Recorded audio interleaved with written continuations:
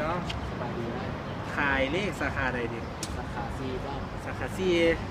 สาขาซีสาขาใดสาขาซีนี่ไอ้โบสาขาโชคชัยนะสาขาโซกไซ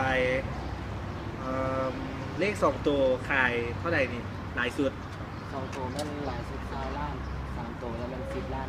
20 ล้านกับ10 ล้านเนาะเอาจดให้ไอ้นะสัน2 ตัว20 ล้าน3 ตัว10 ล้านนี่นั่นนะนะเนาะคมเนาะครบคันไอ้ที่ไปซื้ออยู่บ่อนอื่นอีกนี่ได้บ่เนี่ยเฉพาะสาขาเขาคันที่ซื้อเลขตัวนี้คือเป็นบ่ได้บ่ได้เนาะเป็นอย่างคือบ่ได้เนาะเพราะว่าจำนวนมันมีจำนวนจำกัดเท่านั้นเลขตัวนี้วันนี้ถ้าได้ถึงเลขนี่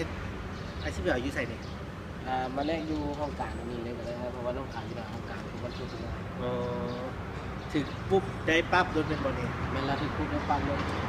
คืออาจจะถึงวันไม่นี่หน่อยมาแรกอยู่นี่เลยก็ได้เพราะว่าเปิดว่า10 โมงเนาะคืนบ่หรือว่าไอ้ที่มามือต่อไปก็ได้เปิดมือเอาเฉพาะอยู่นี่ว่ะ10 โมงกับแม่นโมเมนต์ว่าเฉพาะอยู่นี่เนาะเฉพาะสาขาของเขาเราเป็นมากเนาะแต่ว่ามีสถาบันขึ้นเป็นป้ายสีแดงไม่สามารถแลกได้แต่ละพรเลยเพราะว่าเขาจะเปิดเฮ็ดเวียกฮอด10 โมงกลางคืนแต่ว่าเมื่อปกติเขาไปเฮ็ดเวียกโมงราชการได้8 โมงครับ4 โมงโอ้สบายอยู่มีเบอร์โทรอยู่นี่อีกแน่นมีเบอร์โทรอยู่นี่อีกเบอร์โทรอยู่ไปบินเลขอีกสบาย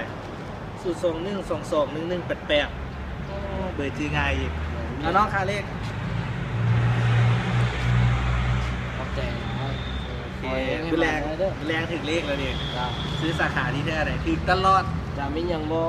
สะดวกโทรหาคนตามเบอร์นั้นเลยก็ได้โอเคเอาขอบใจอะไรขอบใจอะไร